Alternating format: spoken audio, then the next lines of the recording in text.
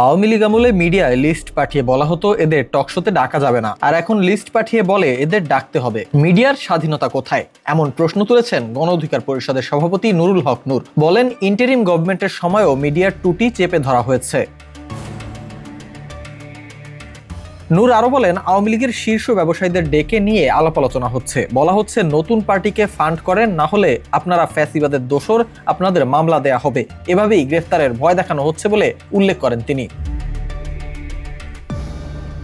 এ সময় নগদের 150 কোটি টাকা লোপাট প্রসঙ্গে নূর বলেন, এ সংক্রান্ত অনেক খবর প্রচার করেছিল। পরবর্তীতে এই নিউজ ডিলিট করে দিতে বাধ্য হয়েছে অনেক মিডিয়া। আওয়ামী লীগের শীর্ষ ব্যবসায়ীদের সাথে সমঝোতা করা হচ্ছে বলেও অভিযোগ করেন তিনি। 2-3 দল ব্যতীত সবাই এখন নির্বাচন চায় উল্লেখ করে তিনি বলেন, প্রধান উপদেষ্টা 6 মাসেও আমাদের নির্বাচনের রোডম্যাপ দিতে পারেননি। আমরা ঈদের আগে অন্তত নির্বাচনের সুনির্দিষ্ট একটা তারিখ জানতে চাই।